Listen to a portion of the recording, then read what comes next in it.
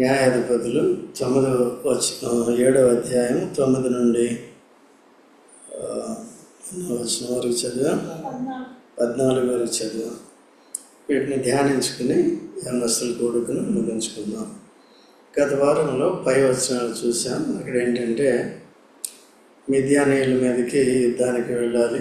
32,000 మంది తనతో ఉన్నారు గిద్యోనుతో. ఆ సంఖ్య అతనికి చాలా బాగుంది. అయితే దేవుడు అలా కాదు, పెరిగి వారిని అందరినీ కూడా ఏం చేయాలి, యుద్ధానికి వెళ్ళే వాళ్ళు ఉండకూడదు, పంపేయాలన్నాడు కదా. అందుకని ఈ లోకంలో మనం పాపులం కాబట్టి అందరికీ కూడా పెరిగితనం అనేది ఉంటుందన్నమాట. కాబట్టి యేసుక్రీస్తు ప్రభు తాను సిలువలో అర్పించుకొని మన పాపాన్ని తానే పరిహారం చేసి యేసుక్రీస్తుని అంగీకరించి రక్షకుడిగా ప్రభుగా మన పాపాలు కొన్నప్పుడు క్షమించి పాపం నుండి శాపము నుండి విమోచించి పరిశుద్ధాత్మ చేత అభిషేకించారు. పరిశుద్ధాత్మ చేత అభిషేకింపబట్టు ద్వారా పరిశుద్ధాత్మ శక్తి అనేది వస్తుంది అన్నమాట. కార్యాలు శక్తి చేత కాదు కానీ నా ఆత్మ చేతనే జరుగునని ఆనాడు జెరుబ్బాబెలుకు కూడా చెప్పాడు అన్నమాట.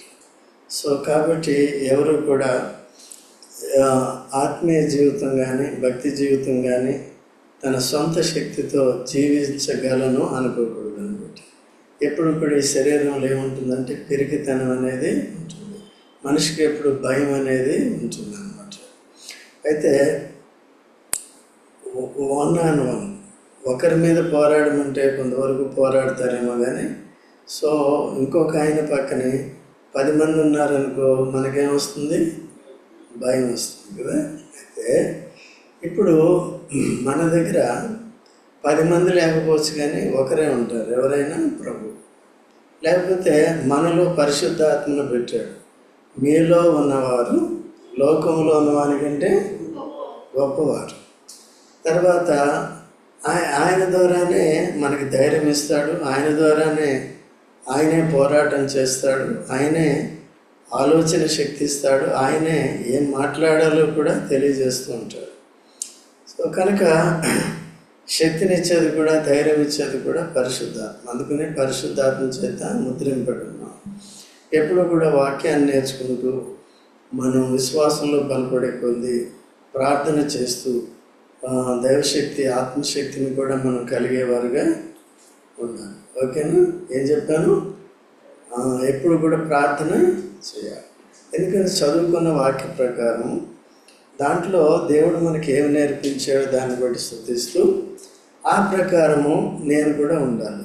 ఒకవేళ గిద్యోను భయపడేవాడు, బలహీనుడు, దేవుడు చెప్పినప్పటికీ కూడా ఏం చేస్తున్నాడు, శంకించి భయపడుతూ 300 మీద ఆధారపడటం కూడా ఆయనకి కొద్దిగా కష్టమైపోతుంది అన్నమాట కదా. చివరికి ఎంతమందిని ఇచ్చాడు దేవుడు సైన్యం?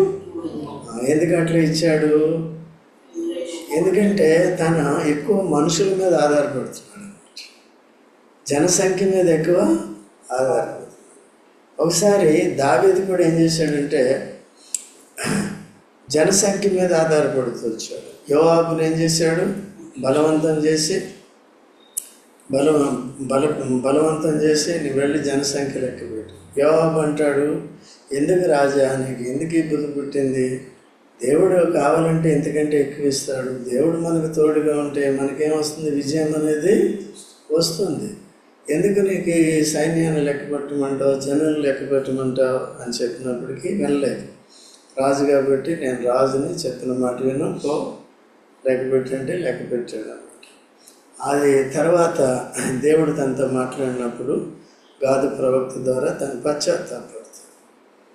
నేనేం చేశాను, మతిపోయి పాపం చేశాను, మతి చెడిన వాడినే పాపము చేశాను.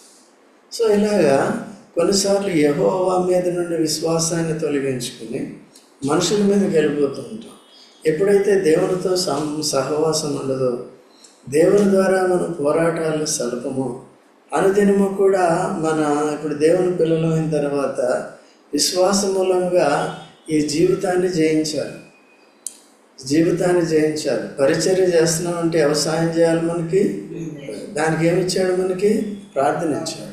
ప్రార్థన ద్వారా ఏం చేస్తున్నాం, ప్రభువా ఈ కార్యం చేయాలంటే నీ ద్వారానే సాధ్యమవుతుంది, కాబట్టి నీవు సహాయం చేయమని అడుగుతాం అన్నమాట. మీరు కూడా ప్రతి దాంట్లో కూడా ఎవరిని అడగాలి? నాకు సీట్ కావాలి, లేకపోతే అది కావాలి, దేవుని అడగాలి. అడిగిన తర్వాత మంచి ఉద్యోగం సంపాదిస్తాను, లక్షలు సంపాదించి మేడమిద్దలు పెట్టుకుని హాయిగా ఉంటాను కాదు. ఆ ఉద్యోగం ద్వారా నీకు మహిమ కలగాలి, లేకపోతే ఆ చదువు ద్వారా నీకు మహిమ కలగాలి. అక్కడ కూడా చదువుకునే దగ్గర కూడా నీకు సాక్షిగా ఉంటాను నేను. సో వాడితో కలిసిపోయి పాపము చేయను, వాళ్ళ ప్రేరేపణకు నేను లొంగను, శరీరానుసారమైన ప్రేరేపణకు లొంగను అని తీర్మానం చేయాలి. ఆ కాలేజీకి వెళ్ళిన తర్వాత కూడా అక్కడ ఒక టెస్ట్ అన్నమాట. మీ ఉద్యోగాలు కూడా ఒక టెస్ట్. అక్కడ మీరు భక్తులైతే కొంతమంది భక్తిహీనులు ఉంటారు, మీ సీటు పక్కన ఉంటారు, మీతో స్నేహం చేస్తారు. కాబట్టి వాళ్ళ మాట విధానము, వాళ్ళ ఆశలు, కోరికలు మీకు అన్నీ కూడా నేర్పిస్తూ ఉంటారు. సో వాటి జోలికి మనం ఏం కోకూడదు. అక్కడికి వెళ్ళిన తర్వాత సినిమా కబుర్లు చెప్తూ ఉంటారు, అది బాగుంది, ఇది బాగుంది, అది బాగుంది. నెమ్మదిగా ఒకరోజు అయిష్టం అనిపిస్తుంది, రెండో రోజు అయిష్టం అనిపిస్తుంది, మూడో రోజు చెప్పు బాబు అని వింటారు అన్నమాట. అందుకని ఏం చేయాలి? అప్పుడు ఇప్పుడు ఈ దినాల్లో యవనస్తులు లోకస్తుల కంటే కూడా ఎక్కువగానే ఉన్నారు, ఎందుకంటే యూట్యూబ్లు ఇవన్నీ ఉన్నాయి కాబట్టి. అందుకనే చాలామంది ఏమవుతున్నారంటే స్పిరిచువల్ గ్రోత్ కానీ, స్పిరిచువల్ ఆత్మీయ స్టెబిలిటీ కానీ, ఆత్మశక్తి కానీ లేని వారుగా ఉంటున్నారు. చాలా కొద్ది మందిగానే ఉంటున్నారు. ఆ కొద్ది మందిలో మీరు ఉండొచ్చు, ఉండాలి. ఓకే, మిగిలిన వారిని కూడా మనం ఏం చేయాలి? ప్రోత్సహించే రీతిగా, వారి కొరకు ప్రార్థించే రీతిగా అందరూ కూడా సైన్యంలో ఉండాలి. ఎంతమంది మిగిలారు? 300 మందే మిగిలారు. ఓకే, ఆ 300 మందితో వెళ్ళమని ఇప్పుడు చెప్తున్నాడు. చూడండి 9వ వచనంలో, ఆ రాత్రి యెహోవా అతనితో, ఎవరితో? గిద్యోనుతో, నీవు లేచి దండ మీదకి పొమ్ము. ఏది? మిద్యాను దండ మీదకి పొమ్ము, నీ చేతికి దాన్ని నేను అప్పగించాను. ఇప్పుడు ఎవరిని చూడాలి? దేవుడు అంటున్నాడు, నీవు పో, నేను నీకు అప్పగిస్తాను వాగ్దానం. నీవు పో అంటే ఆజ్ఞ. పో అంటే ఏం చేయాలి? పోవాలి. దేవుడిచ్చిన ఆజ్ఞని శీర్ష వహించాలి. చిత్తము ప్రభువా అని చెప్పాలి, నేనున్నాను అని చెప్పాలన్నమాట. యెషయా ఆ మాట అంటాడు చూడండి. యెషయా గ్రంథం 6వ అధ్యాయం 8వ వచనం చదవండి త్వరగా. అప్పుడు నేను ఎవరిని పంపేదను, మా నిమిత్తము ఎవడు పోవునని ప్రభు సెలవీయగా వింటిని. అంతటా నేను చిత్తగించుము, నేనున్నాను, చిత్తగించము నేను ఉన్నాను.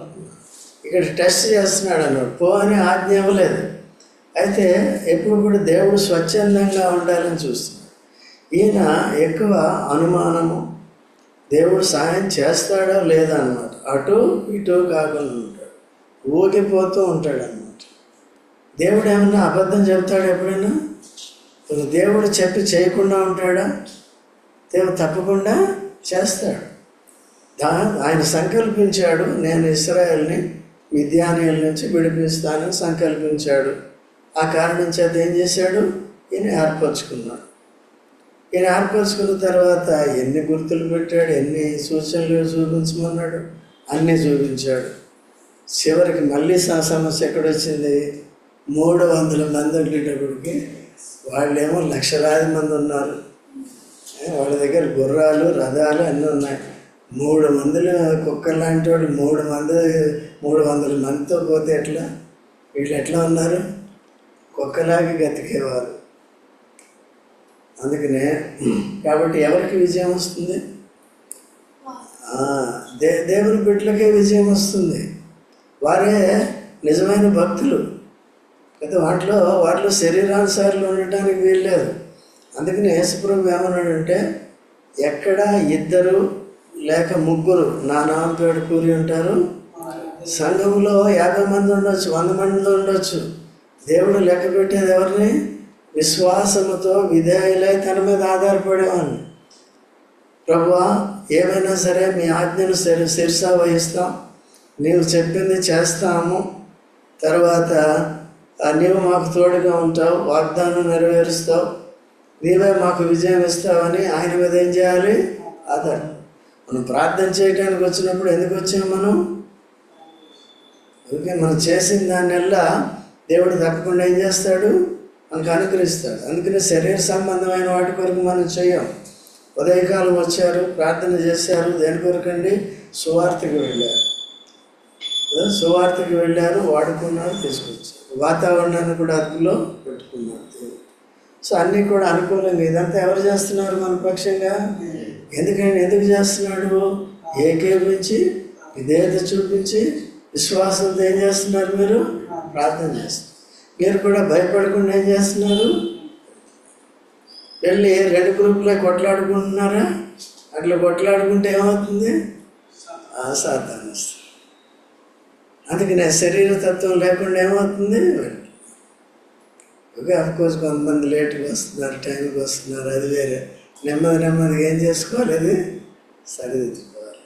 యవనస్తులు అంటే ఏముండాలి? ముందుగా చురుగ్గా ఉండాలి, ముందుగా ఉండాలి. ఇవన్నీ కూడా నేర్చుకోవాలి.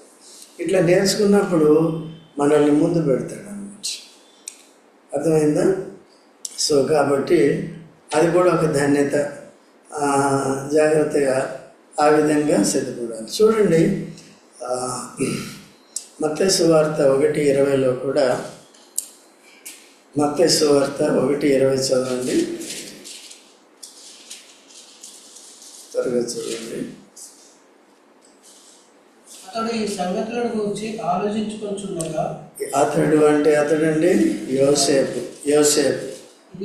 ఇదిగో ప్రభు దూత స్వప్నమందు అతనికి ప్రత్యక్షమై దావీదు కుమారుడైన యోసేపు, నీ భార్య అయిన మరియను చేర్చుకొనుటకు భయపడకుము. ఈయన కూడా ఏమవుతున్నాడండి?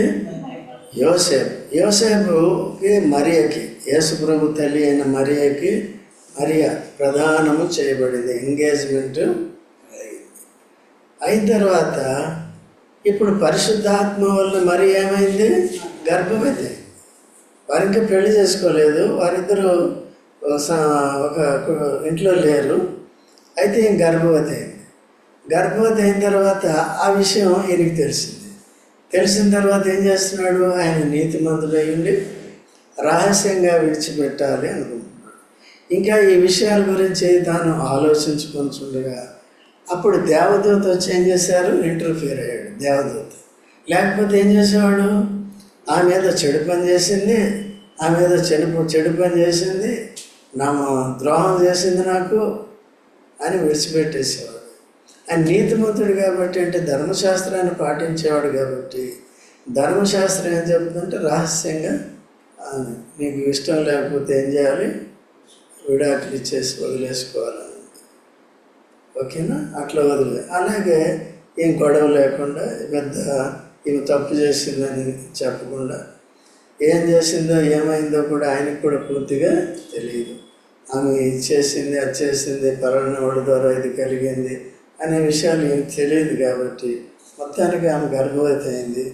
ఆయన కూడా ఈ దైవికమైన విషయాలు ఇలా జరుగుతాయనేది కూడా ఎప్పుడూ ఎరిగినవాడు కాడు. ఒకవేళ అబ్రహాం వారి గురించి తెలిసినప్పటికీ కూడా అది మానవ దాంపత్యంతోనే జరిగింది. ఇటువంటి రీతిగా ఎక్కడ జరగలేదు. ఇది ఫస్ట్ టైము. కన్యక గర్భవతి అవటము అది అసంభవం మానవ రీతిగా. అయితే దైవ రీతిగా ఏంటిది? సంభవము. దేవుడు ఆల్రెడీ వాగ్దానం చేశాడు.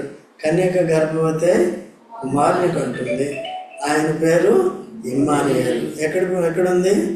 యెషయా 7:14లో ఉంది. యెషయానే ఇదిగో నేనున్నానని చెప్పాడు కదా, అది వాడుకుని యెషయా గురించిన ప్రవక్తలు, యెషయా యేసు ప్రభువుని గురించిన ప్రవచనాలు తాను కూడా చెప్తూ వచ్చాడు. సో అలాగా ఆలోచించుకొని ఉండగా, కలవరంలో ఉంటుండగా యోసేపు తనకు కూడా ఇబ్బంది కదా, మరియకు కూడా ఇబ్బంది. ఏమన్నా అన్నా తిట్టినా ఏమన్నా చేసినా ప్రాబ్లం. అయితే వెంటనే దేవదూత వచ్చి ఏం చేశారు? ఇది భయపడకము, పరిశుద్ధాత్మ వలన కలిగింది, ఆమె కుమారుని కనబోతుంది, ఆమెకి యేసు అని పేరు పెట్టింది. యేసు అంటే అర్థం ఏంటి?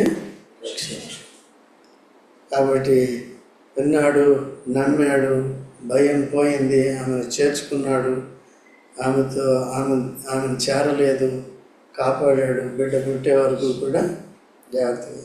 దేవుడు యోసేపును కూడా వాడుకున్నాడు. అదే కొన్ని సందర్భాల్లో హేరోదును యేసు ప్రభు పుట్టిన తర్వాత 2 సంవత్సరాల్లోపు మగపిల్లలందరినీ చంపేయమని చెప్తాడు. అప్పుడు దేవుడు చెప్తాడు, ఈ బిడ్డను తీసుకుని, ఈ శిశువుని తీసుకుని నువ్వు ఐగుప్తుకి వెళ్ళిపోమంటే ఏం చేస్తాడు? తల్లిని బిడ్డని తీసుకుని వెళ్ళిపోతాడు. ఆయన కూడా సేవ చేశాడా లేదా? భయం ఉంటే ఏమవుతుందండి? దేవుని క్రియలు చేయలేము. భయం ఉంటే దేవుని క్రియలు చేయలేము. భయం ఉంటే బతకలేము. భయం పోవాలంటే ఏముండాలి రోహిత్?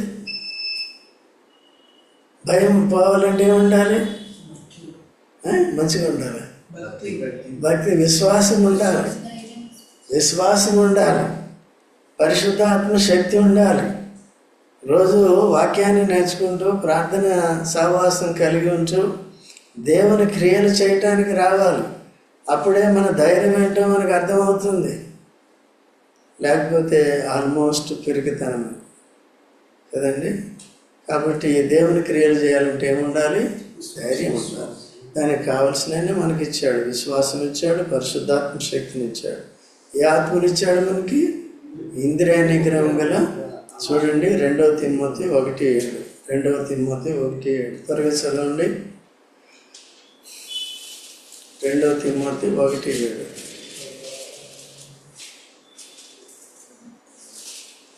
నేను చెప్పు మాటలు ఆలోచించుకొను, అన్ని విషయములందు ప్రభువు నీకు. 2 తిమోతి 1:7.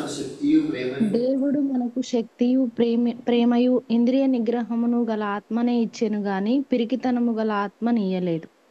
ఇయ్యలేదు కదా. కాబట్టి దేవుడు మనకేమిచ్చాడంట? శక్తియు ప్రేమయు ఇంద్రియ నిగ్రహం గల ఆత్మనే. నిగ్రహ శక్తిని కూడా మనకి ఇచ్చాడు. ఇప్పుడు యోసేపుకి నిగ్రహ శక్తి కూడా వచ్చింది కదా. ప్రేమించాడు, తన భార్యను ప్రేమించగలిగాడు, దేవుణ్ణి ప్రేమించగలిగాడు. దేవుని ప్రేమించాడని ఎట్లా చెప్తాం? ఆ దేవదూత మాట విని, మికాయేలు మాట విని ఎక్కడికి వెళ్ళమంటే అక్కడికి. దేవుని ఆజ్ఞను పాటించటమే దేవుని ప్రేమించటం. దేవుని ఆజ్ఞను పాటించకుండా నేను ప్రేమిస్తున్నానంటే వట్టిది, దొంగ ప్రేమ. అర్థమైందా? అట్లా ఉండాలి. కాబట్టి ఇక్కడ తిరిగి రండి. 7వ అధ్యాయం న్యాయాధిపతులు 9వ వచనంలో, ఆ రాత్రి యెహోవా అతని తట్టు, నీవు లేచి దండ మీదకి పొమ్ము, నీ చేతికి దాన్ని నేను అప్పగించేదనని స్పష్టంగా దేవుడు చెప్పాడు. కాబట్టి మనకు కూడా దేవుడు ఎక్కడికి వెళ్ళమన్నాడు, సో ఏమేమి చేయమన్నాడు అవన్నీ చేసినప్పుడు ఆయన తప్పకుండా ఆయన సన్నిధి మనకు తోడుగా ఉంటాడు. మనం చేసే అంతట్లో కూడా మనకి విజయం ఇస్తాడు అన్నమాట. సో ఒకవేళ భౌతిక విషయాలు, నీ సొంత విషయాలు, వ్యాపారాలు, ఇంకోటి అన్నప్పుడు కూడా ముందుగానే తీర్మానం చేసుకోవాలి. ప్రభువా దీంట్లో కూడా విజయం అనుగ్రహించు, దీని ద్వారా కూడా నీకు మహిమ రావాలి. సో దీని ద్వారా ఎలా నిన్ను మహిమపరచాలో, ఈ పనుల ద్వారా, ఈ ఉద్యోగం ద్వారా, ఈ వ్యాపారం ద్వారా అనేది కూడా తీర్మానం చేసుకొని మన వ్యాపారం ద్వారా కూడా ఏం చేయాలి? అక్కడ చాలామంది సువార్త బోర్డులు పెట్టుకుంటారు, కొన్ని కరపత్రాలు కూడా పెట్టుకుంటారు, వచ్చిన వాళ్ళకి ఇస్తూ ఉంటారు. ఇవన్నీ కూడా చేస్తూ ఉంటారు. తర్వాత ఆ విధంగా ఒకవేళ దేవునికి ఏమైనా సమర్పించుకోవాలంటే నీకు వచ్చిన లాభంలో ఏం చేయాలి? అట్లా కూడా దేవుని మహిమపరచుకోవాలి. అలా చేయటం ద్వారా శాపం నుంచి విడుదల పొందుతాం. సాతానికి చోటు లేకుండా చేస్తాం. ఎప్పుడైతే సాతానికి చోటు ఇస్తామో విశ్వాసులకి నష్టాన్ని కలుగజేస్తాడు, అవిశ్వాసులను వదిలేస్తాడు. వాడి సంబంధులే కాబట్టి, సాతాను సంబంధులే కాబట్టి లోక విషయాల్లో అడ్డుపడ్డాడు. అంతవరకు ఆ విధంగా ఆ గ్రిప్లో పెట్టుకుంటాడు. ఆస్తిపాస్తులు, ఐశ్వర్యాలు ఇవన్నీ కూడా కొంతమందికి ఇచ్చి వారి గ్రిప్లో పెట్టుకుంటాడు. మరణం వరకు నడిపిస్తాడు, నరకంలోకి తీసుకెళ్తాడు. సో అలా లేకుండా జాగ్రత్తగా చూసుకోవాలి. 10వ వచనం చూస్తాం. పోవుటకు నీకు భయమైన ఎడల నీ పనివాడైన పూరాతో ఏం చేస్తున్నాడు ఇక్కడ? విన్నా ఏమన్నా పోవటకు ఇంత చెప్పిన తర్వాత కూడా భయం అయితే ఇట్లా మనవాళ్ళు కూడా చాలా భయం కదా. స్వార్థకి వెళ్దామని రారు, ఇక్కడ కొట్టేస్తారో, ఇక్కడ కేసులు అయిపోతాయో. ఈవెన్ ఆయన కూడా భయపడ్డాడు. ఎవరు? అపోస్తలుడు పౌలు. అపోస్తల కార్యములు 18వ అధ్యాయంలో ఉంటుంది, 9వ వచనంలో ఉంటుంది చూడండి. అపోస్తల కార్యములు 18:9లో ఉంటుంది చూడండి. మనం సువార్త కొరకు కానీ రాత్రి వేళ దర్శనమందు ప్రభువు నీవు భయపడక మాట్లాడము, మౌనంగా ఉండకము, నేను నీకు తోడై ఉన్నాను, నీకు హాని చేయుటకు నీ మీదికి ఎవడునూ రాడు. ఈ పట్టణంలో నాకు బహు జనమున్నదని ఇక్కడ చూసారా, ఇక్కడ తనకి హాని జరుగుతుందని, చంపేస్తారని తాను భయపడుతున్నాడు. అప్పుడేమన్నాడు? భయపడకము, నేను నీకు తోడే ఉన్నాను, నీకు హాని చేయటకు. ఇది వాగ్దానం. కాబట్టి దేవుని క్రియలు చేయటానికి దేవుడు ఎప్పుడు కూడా మనుషుల్ని బలపరుస్తూ ఉంటాడు.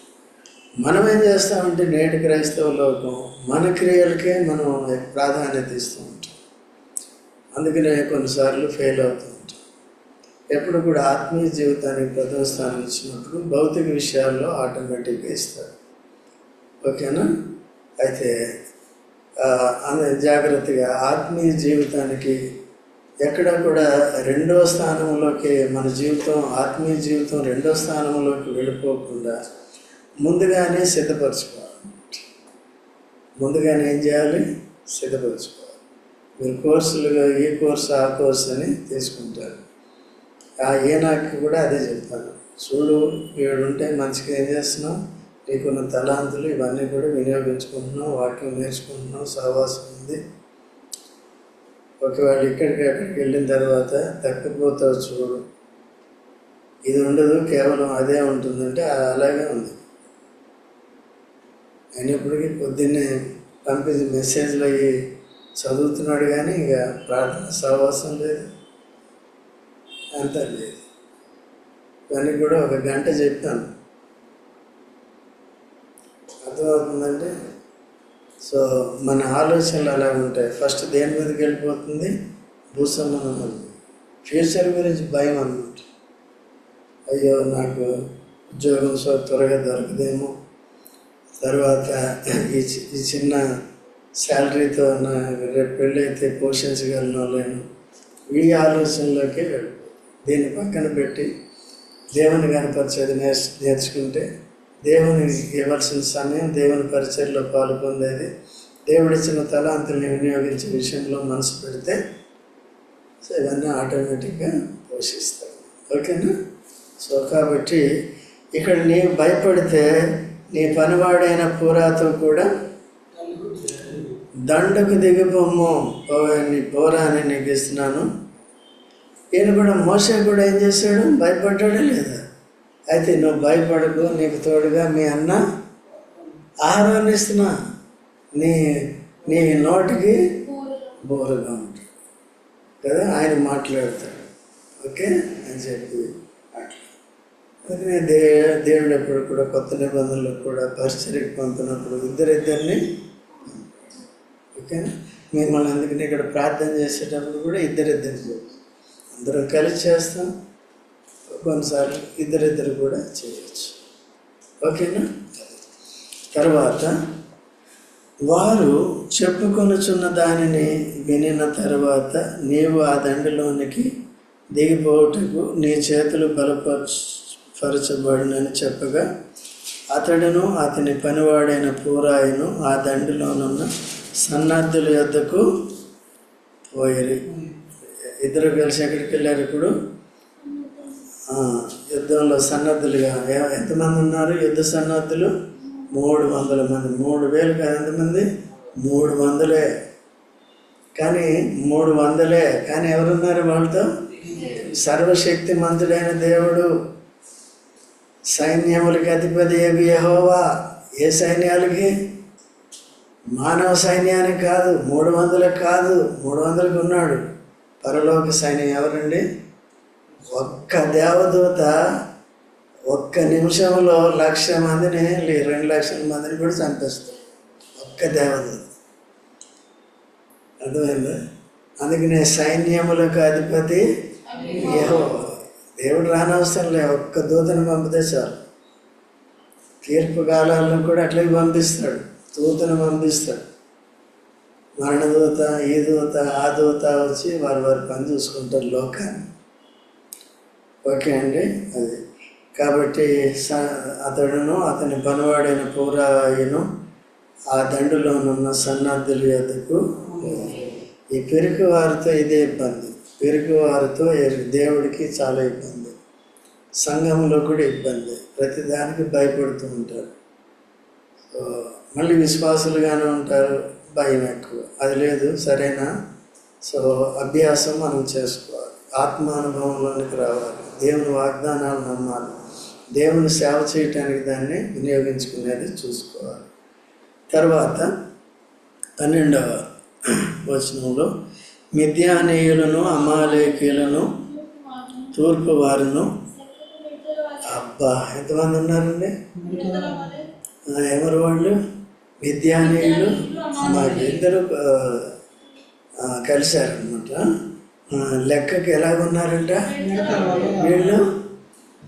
వీళ్ళేమో ఉడతల వాళ్ళు ఉన్నారు, వాళ్ళేమో మిడతల వాళ్ళు ఉన్నారు. ఇప్పుడు అయితే ఆ ప్లేస్లో మీరుంటే ఏం చేద్దరు? అసలే కుదరదు కదా. చూడండి ఆ తర్వాత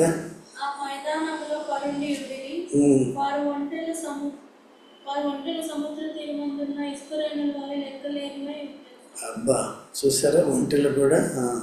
తర్వాత వచ్చినప్పుడు ఒకరు తాను కలిగిన కలను తన చలికాన్ని వివరించి చెప్పాడు. ఎట్లనగా, నేను ఒక కలగంటిని, అదేమనగా కేవల రొట్టె ఒకటి మిద్యానీయుల దండులోనికి తగిలి ఒక గుడారమునకు వచ్చి దాన్ని పడగొట్టి తలక్రిందు చేసినప్పుడు ఆ గుడారము పడిపోయానని చెప్పాడు.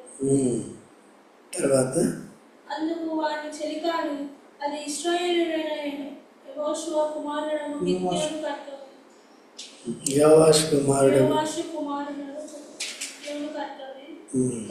కానీ మరేమిది కాదు. దేవుడు మిద్యానీయులను ఈ దండంతా అతని చేతికి అప్పగింపబోచున్నాడని ఉత్తరించాడు.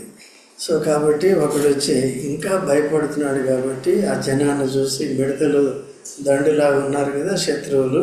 ఎవరు? మిద్యానీయులు, అమాలేకీయులు ఉన్నప్పుడు చూడండి, దేవుడు ఇంకో ఏర్పాటు చేశాడు.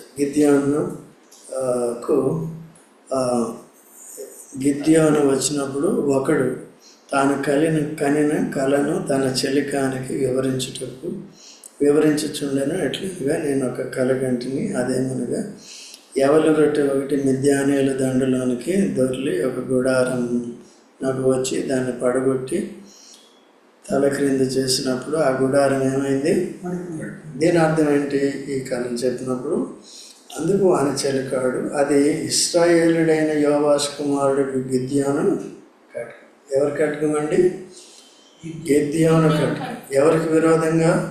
మిద్యానీయులు, అమాలేకీయులకి విరోధంగా వెళుతుంది. ఖడ్గమే కానీ మరేమీ కాదు. దేవుడు మిద్యానీయులను ఈ అంతను అతని చేతికి అప్పగింపబోచున్నాడని ఉత్తరము.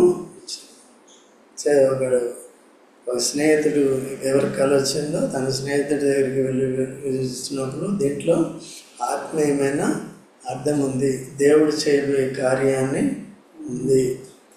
కాబట్టి ఎవరి రొట్టెపోయి ఎక్కడ పడిందంట? మిద్యానీయుల పడింది. గుడారం ఏమైందంట? పడిపోయింది. కాబట్టి దేవుడు గిద్యోను ద్వారా ఏం చేస్తున్నాడు? వాళ్ళని సంహరించబోతున్నాడు, వారి మీద విజయం ఇవ్వబోతున్నాడు. సో ఈ విధంగా దేవుడు అనేక రీతిలుగా ఆయనకి నిర్ధారణ ఇచ్చాడన్నమాట. సో కాబట్టి దేవుడు సేవ చేసేటప్పుడు ఇంత భయంతో, ఇంత జాప్యంతో సామాన్యంగా దేవుని సేవ చేసిన వారు అంటే బైబిల్లో ఉన్నవారే ఇది మరీ కొద్దిగా ఎక్కువగా ఉంది. ఎవరు? గిద్యోను. దేవుడు ఏర్పరచుకున్నాడు, దాన్నే వాడుకోవాలి. అయితే తనలోన వాడుకోవాలంటే తనలోన శరీర లోపాలని ఏం కావాలి? పోవాలన్నమాట. సంపూర్ణంగా ఏం కావాలి? సిద్ధపడాలి. అందుకనే తిమోతికి ఏం రాస్తాడంటే, నీవు చూడండి ఆఖరికి ఏ మాట చదివి 2 తిమోతి 2వ అధ్యాయం 1వ వచనం నుంచి చదవండి. 2వ నా కుమారుడా క్రీస్తు యేసునందున కృప చేత బలవంతుడు కమ్ము. నీవు అనేక సాక్షుల ఎదుట నా వలన మిగిలిన సంగతులను ఇతరులకు బోధించుటకు సామర్థ్యం గల నమ్మకమైన మనుషులకు అప్పగింపుము. క్రీస్తు యేసు యొక్క మంచి సైనికుల వలె నాతో కూడా శ్రమను అనుభవించు. క్రీస్తు యేసునందున మంచి సైనికుని వలె నాతో కూడా శ్రమ అనుభవించు. సైనికుడు ఎవడను యుద్ధములకు పోవునప్పుడు తను దండులో చేర్చుకున్న వారిని సంతోష పెట్టవాలని ఈ జీవన వ్యాపారంలో చిక్కుకున్నాడు. మరియు జట్టి అయిన వాడు పోరాడినప్పుడు నియమ ప్రకారం పోరాడుతుంటే వారికి కిరీటము రాదు. కాబట్టి ఇలా మంచి సైనికుని వల్ల సిద్ధపడాలి. యుద్ధానికి సన్నద్ధుడు ప్రతిదానికి జంకుతూ ఉంటే చేయలేరు. సో 12 మంది శిష్యుల్ని ఏర్పరచుకుని వాళ్ళందరూ కూడా పిరికివారే, వారందరినీ పరిశుద్ధాత్మ చేత అభిషేకించి ధైర్యశాలులుగా చేసి మరణం వరకు కూడా పరిచర్య నిమిత్తం చనిపోవటానికి తాము అప్పగించుకున్నారు. కాబట్టి దేవుని సేవ చాలా గొప్పది. మన జీవితము ఈ లోక జీవితంతో అంతం కాదు, తర్వాత శాశ్వత జీవితం ఉంది. దాని కొరకు ధైర్యం కలిగి కొద్ది గొప్ప మనం దేవుని ఆజ్ఞ ప్రకారం వాక్య ప్రకారం సేవించాలి. దానికంటే ముందుగా పెరుగుతనం నుంచి విడుదల పొందాలి. సో దేవుని ప్రజలతో కలిసి దేవుని సేవ చేయాలి, ప్రార్థన కూడా కలిసి చేయాలి. సో అలాగే మనం కూడా సంసిద్ధులం అవుదాం, బలపడదాం. మనం కూడా మన ద్వారా మనకి విజయము, మన ద్వారా సంఘానికి విజయం ఇస్తాడు. ప్రార్థన చేసుకుందాం.